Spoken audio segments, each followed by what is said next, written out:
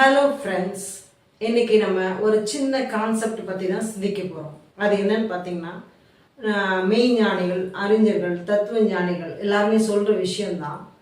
நீங்கள் எதை விரும்பினாலும் அதை நீங்கள் அடைய முடியும் அப்படின்னு கண்டிப்பாக சொல்கிறாங்க. அது எப்படின்னா, இந்த பிரபஞ்சம் அதுக்கு 3 வழிகள், அதாவது இந்த யூனிவர்ஸ் வந்து நமக்கு 3 விதமான வழிகளை கொடுக்குது அப்படின்னு சொல்கிறாங்க. அந்த 3 பார்த்தீங்கன்னா என்னன்னு பார்த்தீங்கன்னா, முதல்ல இருந்து கேளுங்கள், அடுத்தது நம்புங்கள், 3வது பார்த்தீங்கன்னா பெற்றுக்கொள்ளுங்கள். இந்த 3 விஷயத்த வந்து இந்த பிரபஞ்சம் உங்களுக்கு கொடுக்கறதுக்கு தயாராக இருக்குது. அதாவது நீங்கள் விரும்பியதை அடையிறதுக்கு தயாராக இருக்கும்போது இந்த பிரபஞ்சம் உங்களுக்கு அதை செய்யறதுக்கு இந்த 3 விதமான வழிகளை வந்து கொடுக்குது. கேளுங்கள், அதாவது கேளுங்கள்லாம் என்ன, விளையாட்டுக்காரங்களாம் சொல்லுவாங்க. நம்ம மெய்ஞானிகள் என்ன சொல்லுவாங்கன்னா அது பிரார்த்தனைன்னு சொல்லுவாங்க. இதே வந்து மேலை நாட்டு தத்துவ ஞானிகளோ அறிஞர்களோ என்ன சொல்றாங்கன்னா அதை வந்து ரகசியம்னு சொல்றாங்க. ரகசியத்தை நம்ம வந்து என்ன வேணா சொல்லிக்கலாம். அது கடவுள், இறைவன், இறைத்தன்மை எது வேணா சொல்லிக்கலாம். அதை நம்ம பிரபஞ்சம்னு பொதுவாக சொல்றாங்க. அப்போ கேட்கும்போது என்ன ஆகுதுன்னா இந்த பிரபஞ்சத்துல போய் ஒரு பதிவு ஏற்படுது. அது மட்டும் இல்லாமல் அடுத்த இது வந்து அதை வந்து நம்ம விண்ணப்பமாக வைக்கலாம், இல்லை பிரார்த்தனையாக வைக்கலாம். அப்போ அது என்ன ஆகுதுன்னா இந்த பிரபஞ்சத்தில் ஒரு பதிவை ஏற்படுத்துது. அடுத்ததாக பார்த்தீங்கன்னா நம்புங்கள் அப்படின்னு சொல்கிறாங்க.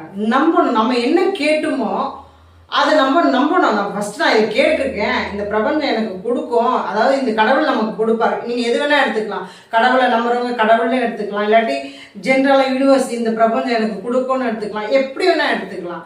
அதை ஃபஸ்ட்டு நம்பணும். 2வது பாயிண்ட் நம்புங்கள்.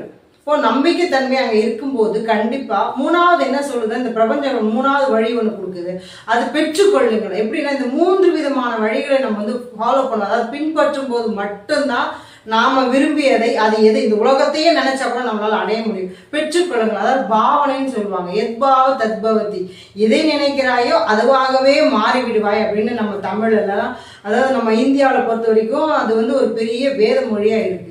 ஆமாங்க, எதை நினைக்கிறோமோ அதுவாக மாறிடுவோம். அப்போ மாறுறதுக்கு முன்னாடி என்ன சொல்கிறாங்கன்னா மேலை நாட்டு அறிஞர்கள்லாம், நம்மளுடைய மெய்ஞானிகள் என்ன சொல்கிறாங்கன்னா, நீங்கள் பெற்றுக்கொண்டதாக, அதாவது நீங்கள் ஒரு விரும்புகிறீங்கன்னா அது நம்ம ஏற்கனவே கிடைச்ச மாதிரி ஒரு சந்தோஷமான மனநிலையை ஏற்படுத்திக்கோங்க. அப்போ அந்த என்ன ஆகும்னா அந்த பிரபஞ்ச சக்தி நம்மக்கிட்ட கொண்டு வந்து சேர்த்துருமா. அப்போ இந்த 3 விஷயம் கேளுங்கள், நம்பணும், அது கேட்டுட்டு அப்படியே விட்டுறக்கூடாது, நம்பணும். 3வது வந்து பார்த்தீங்கன்னா பெற்றுக்கொள்ளுங்கள், அதாவது பெற்றுக்கொண்டதாக பாவனை செய்ய வேணும்.